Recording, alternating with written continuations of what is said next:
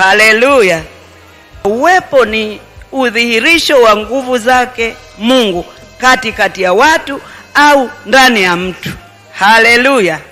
Mungu anajidhihirisha katikati ya watu, kundi kama hivi, lakini pia kwa mtu mmoja mmoja.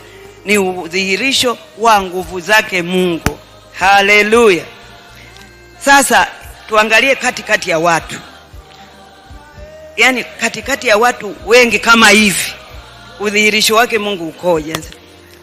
Katikati ya watu, yani kwenye mkusanyiko kama hapa, tunaona watu wanaponywa. Haleluya. Yani unaona tu mtu mahali alipokaa nguvu imemwendea. Huo tunauita ni udhihirisho. Tuko uweponi mwa Bwana, udhihirisho wa Bwana, nguvu ya Mungu inatembea. Kwa hiyo unaona katikati ya watu, unaona Mungu akitembea. Unaona watu wanafunguliwa, watu wanamuona Mungu akitenda miujiza, watu wanaona matendo makuu ya Mungu. Hapo ndio tunasema tumeuona udhihirisho, tumeuona mkono wa Mungu. Kwa nini tumeuona mkono wa Mungu? Kwa sababu tumeona nguvu zake zikipita katikati ya watu. Yule kule anafunguliwa, huyu huko anafunguliwa. Huo ndio udhihirisho wa nguvu za Mungu tukiwa uweponi mwa Bwana. Kuna kuwaka na nguvu ambayo inatenda kazi, inajidhihirisha. Mtu yuko, kwa mfano mchungaji yuko huku, lakini mtu kule anaponywa. Haleluya. Hiyo ndio tunaita uwepo wa Bwana. Haleluya. Lakini kwa nini Mungu anafanya haya katikati ya watu? Kwani afanye haya?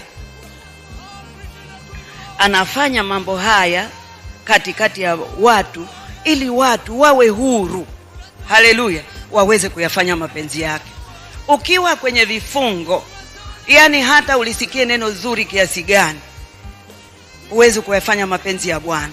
Kwa hiyo Bwana Mungu wetu anachofanya ni kuhakikisha anafanya mambo ya udhihirisho, anafungua, anaponya ili uwe huru, halafu uweze kuyafanya mapenzi ya Bwana. Mshangilie Bwana.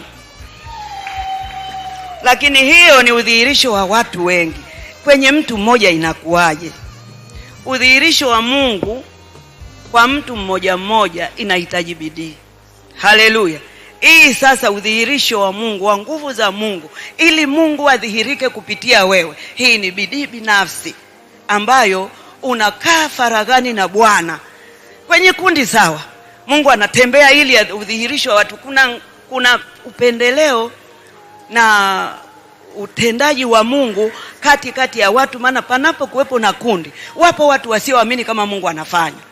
Ndio maana hata zamani ulikuwa unasikia wanasukumwa, hakuna chochote, anaanguka, anasukumwa. Sasa Mungu hayo mambo akiyasikia, anajidhihirisha katikati ya watu ili watu waamini kwamba kumbe sio mtu anasukuma kwa nguvu za ugali, ila Mungu akipita, ile nguvu ikipita, mtu anashindwa kuhimili, unakuta mtu anaenda chini amepokea. Haleluya. Kwa hiyo ndio maana Mungu anadhihirisha katikati ya watu. Lakini katika mtu mmoja mmoja, mimi na wewe, mtu binafsi, hapa ni bidii ya mtu binafsi kumtafuta Mungu, umlingane Mungu ili yeye ajidhihirishe kwako. Haleluya.